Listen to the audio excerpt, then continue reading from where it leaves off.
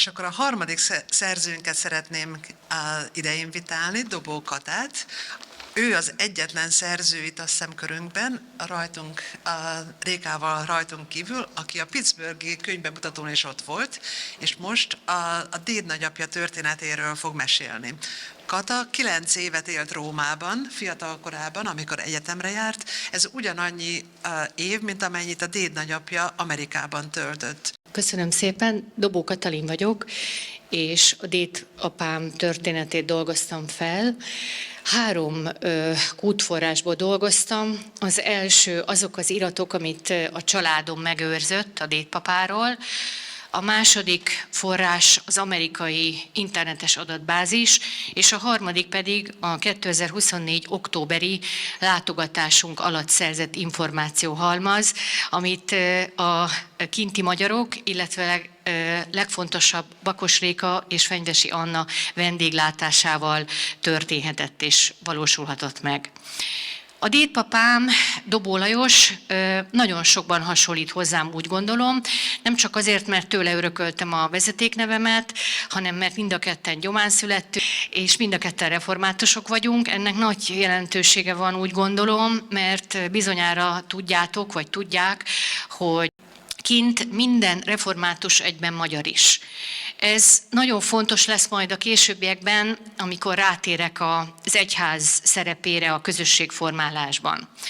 Az én dédpapám tehát gyomán született, egy népes családban, és akkoriban jellemző volt, hogy a családok a monarchián belül is elköltöznek. Így került az ő családja Igazfalvára, ma Romániában, Temes megyében található.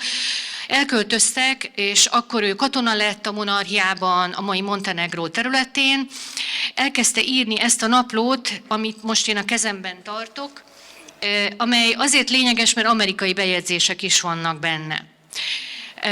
Ő akkor megnősült ott Igazfalván, de úgy döntött a testvérével, hogy visszamennek Gyomára. Született 2 gyermeke, és nagy szegénységben éltek.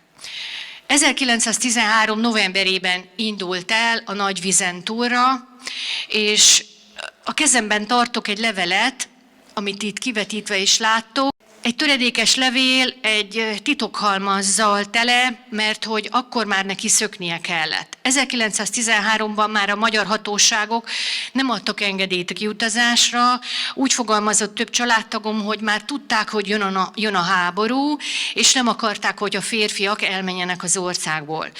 Ő segítőkön keresztül jutott el Komáromba, ez is szerepel a levélben, ezek az úgynevezett segítők, aztán ott hagyták őt, és mivel csendőrök vigyázták a vonatokat, egyedül utazott a magyar határtól egészen Hamburgig. Hamburgba szállt hajóra, és 1913. november végén érkezett meg Ellis Islandra.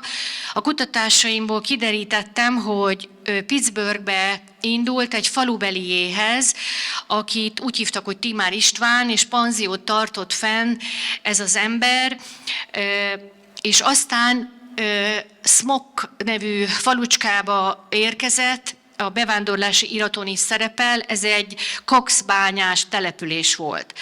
Azt nem tudom, hogy ágyra járó volt-e a papa, vagy sem, ezt nem tudom kideríteni.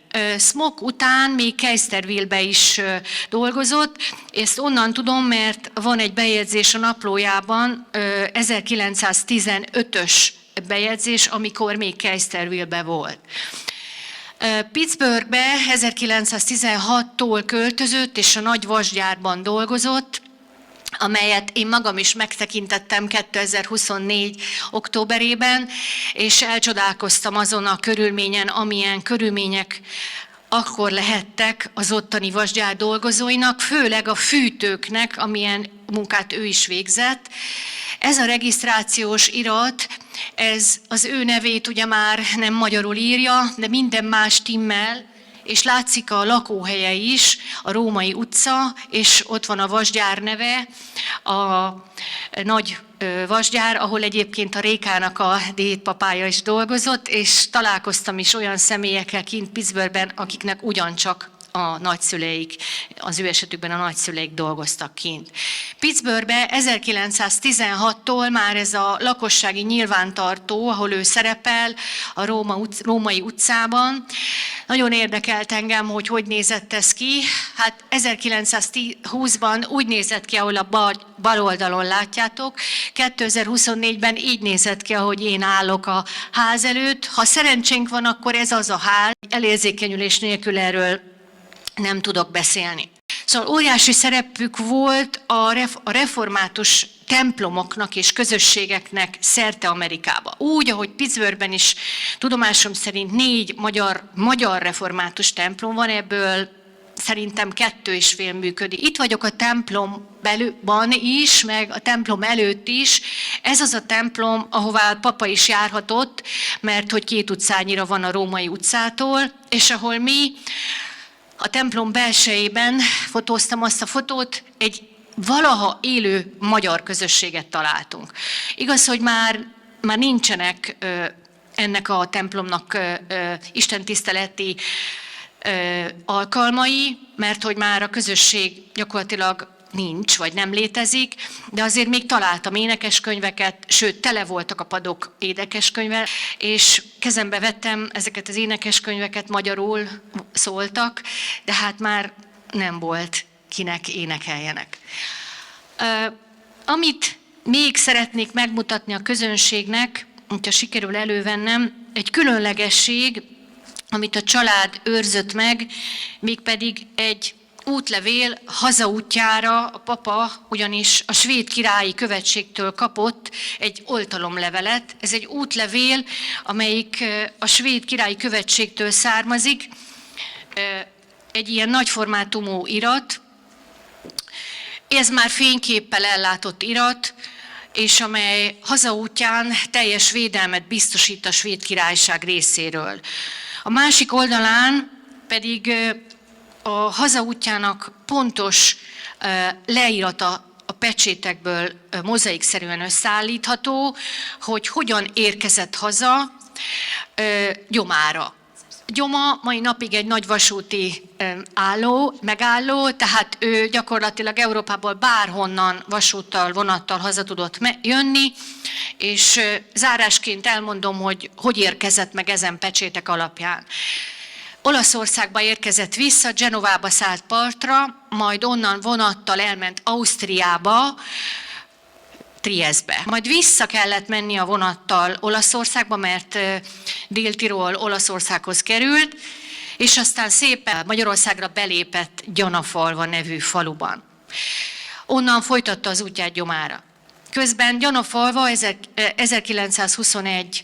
januárjában még Magyarország volt, és 1921. decemberében már Ausztria lett.